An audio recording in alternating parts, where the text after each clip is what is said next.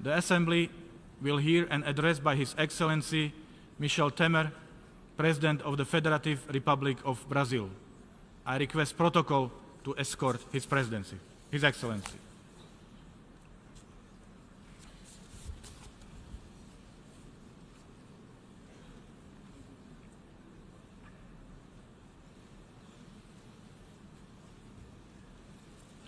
On behalf of the General Assembly, I have the honor to welcome to the United Nations His Excellency Michel Temer, President of the Federative Republic of Brazil, and to invite him to address the Assembly.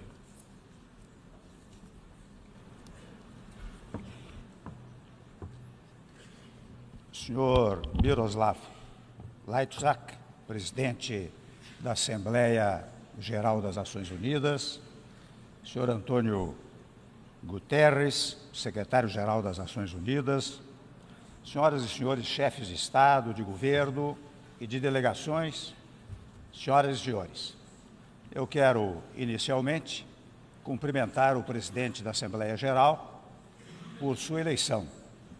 Conte, senhor presidente, com o apoio da delegação brasileira. Apraz-me ainda saudar o secretário-geral, em idioma que nos é comum. Senhor secretário-geral, eu quero reiterar meus votos de continuado êxito no exercício do seu mandato. Senhor presidente, têm sido muitos os desafios enfrentados pelas Nações Unidas, desde a sua criação.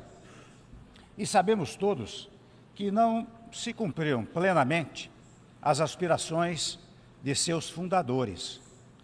Mas a verdade é que nestes mais de 70 anos, a ONU continuou e continua representando a esperança.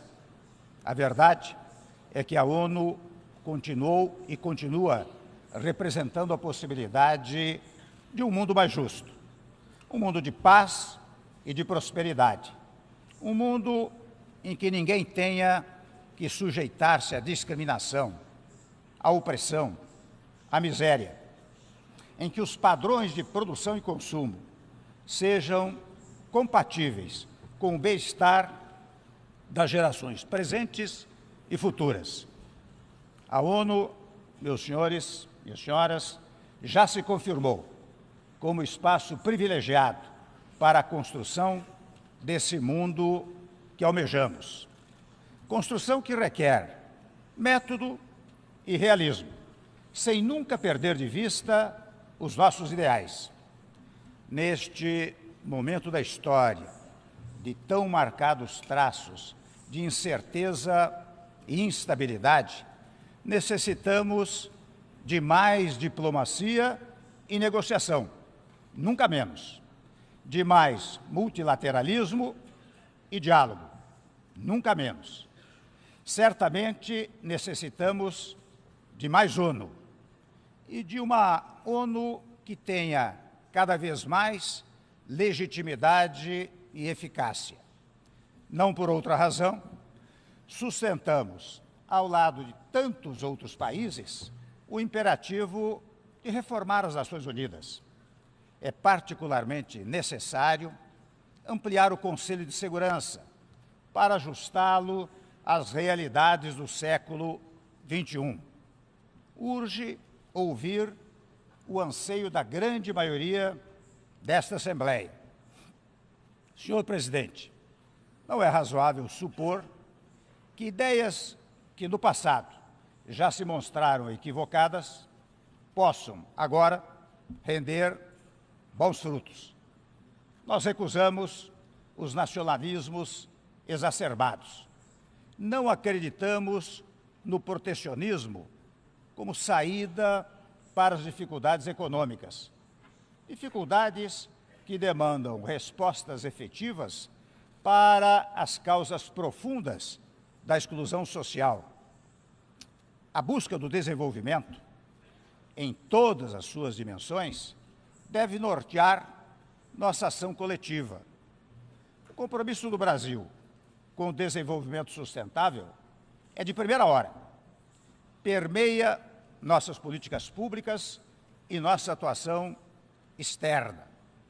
Na presidência da Comunidade dos Países de Língua Portuguesa, por exemplo, elegemos a Agenda 2030 como eixo de nossas atividades. Em todas as frentes, o Brasil procura dar sua contribuição para os objetivos do desenvolvimento sustentável. Contribuição que necessariamente inclui o combate à mudança do clima.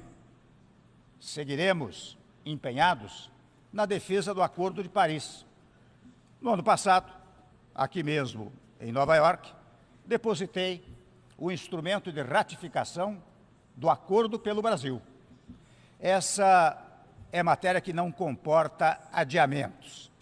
Há que agir já.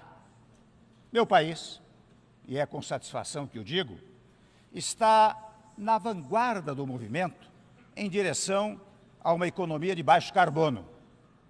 A energia limpa e renovável no Brasil representa mais de 40% de nossa matriz energética, 3 vezes a média mundial. Somos líderes em energia hídrica e em bioenergia. O Brasil, senhoras e senhores, orgulha-se de ter a maior cobertura de florestas tropicais do planeta. O desmatamento é questão que nos preocupa, especialmente na Amazônia. Nessa questão, temos concentrado atenção e recursos, pois trago a boa notícia de que os primeiros dados disponíveis para o último ano já indicam a diminuição de mais de 20% do desmatamento naquela região. Retomamos o bom caminho e, nesse caminho, persistiremos. Outro importante vetor do desenvolvimento é o comércio. Nosso engajamento é por um sistema de comércio internacional aberto e baseado em regras. Um sistema que tem por centro a Organização Mundial do Comércio e seu mecanismo de solução de controvérsias. Na Conferência Ministerial de Buenos Aires, em dezembro, teremos, uma vez mais, que enfrentar pendências antigas. São pendências que prejudicam, sobretudo, países em desenvolvimento.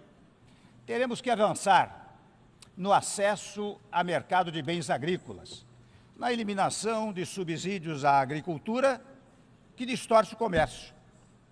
Confiamos que, juntos, saberemos produzir resultados.